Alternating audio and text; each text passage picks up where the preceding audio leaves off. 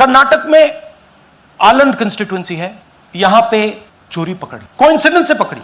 वहां की जो बीएलओ थी उसने देखा कि उसके रिश्तेदार को डिलीट कर दिया गया था। जैसे चोरी पकड़ी जाती है, कोई छोटी सी गलती हो जाती है, हाथ आ जाती है। आलंद में 6018 वोटर्स डिलीट हुए, उसमें से इनकी रिश्तेदार थे। उन्होंने पता लगाया कि मेरे रिश्तेदार को डिलीट किसने किया। पता लगा कि पड़ोसी ने रिश्तेदार को डिलीट किया। बीएलओ ने जाके पड़ोसी से पूछा कि भैया आपने मेरे रिश्तेदार को क्यों डिलीट किया? पड़ोसी ने कहा मैंने तो नहीं किया। बीएलओ सस्पिशियस हो गई, शक पड़ा, उसने प्रोसेस चालू कर दी।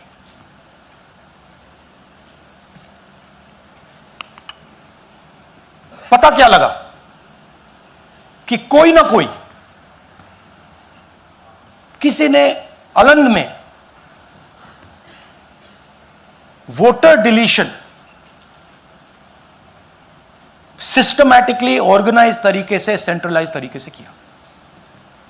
हमें यह नहीं मालूम कि आलंद में कितने वोटर डिलीट हुए, क्योंकि इससे बहुत ज्यादा हो सकते हैं। 6000, तकरीबन 6000 पकड़े गए, उस पर इन्वेस्टिगेशन हो गया। क्या पता लगा कि फाइलिंग ऑटोमेटिकली ऑनलाइन हो रही है। मोबाइल नंबर्स कर्नाटक के नहीं यूज हो रहे, मोबाइल नंबर्स दूसरी स्टेट्स के यूज हो रहे हैं। इनफैक्ट कर्नाटक के नंबर थे ही नहीं उसमें। मतलब आप दिल्ली में बैठे डिलीट कर रहे हो, आपका नंबर तमिलनाडु का है। आप गुड़गांव में डिलीट कर रहे हो, आपका नंबर झारखंड का है।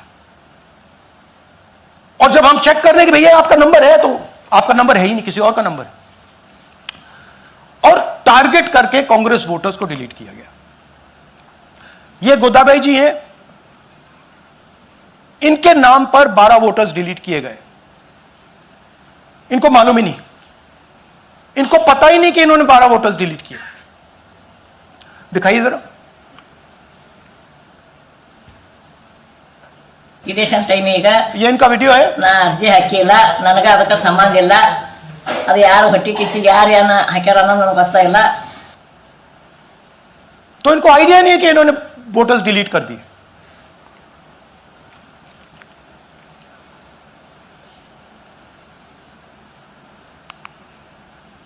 ये सारे के सारे जो नंबर्स हैं, ये कर्नाटक के नंबर्स नहीं हैं, ये अलग अलग स्टेट्स के नंबर्स हैं। और इन नंबर्स को आप फोन करके देखिए, रिप्लाई नहीं आता है।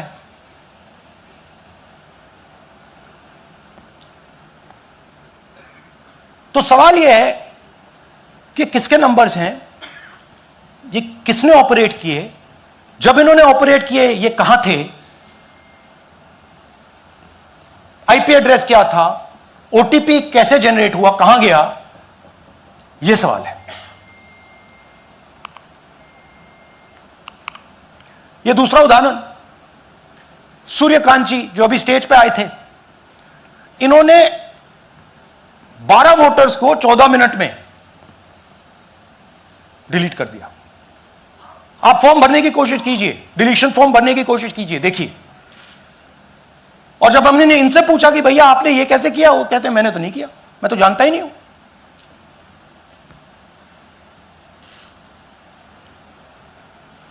बबीता चौधरी जी का इन्होंने एक नाम डिलीट किया, यहां खड़ी हैं बबीता जी, यहां हैं।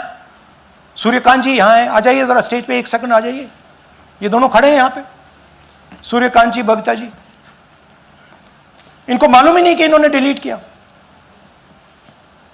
Thank you. नागराज जी, इन्होंने 2 एप्लीकेशन 36 सेकंड में फाइल कर दी है। और मजे की बात देखिए, ये 4 बजे सुबह उठ के फाइल कर रहे हैं। पता नहीं क्या हुआ, 4 बजे सुबह कहा कि भैया मैं 2 वोटर को डिलीट करूंगा, और कितने 36 सेकंड में डिलीट कर दिए, फिर सो गए।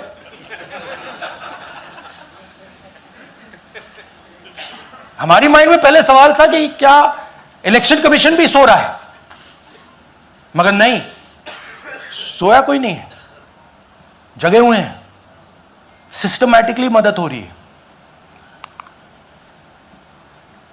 यह देखिए दूसरी बात, जो भी डिलीट कर रहा है वोटर लिस्ट में उसका सीरियल नंबर 1 है। मतलब जो भी वोटर लिस्ट में पहले नंबर पे आता है वही डिलीट कर रहा है। 5वें नंबर वाला, 7वें नंबर वाला, 10वें वाला कोई नहीं कर रहा। तो हो क्या रहा है, सॉफ्टवेयर से यह काम किया जा रहा है। सॉफ्टवेयर प्रोग्राम कह रहा है पहला नाम निकालो और इसका प्रयोग करके डिलीट करो।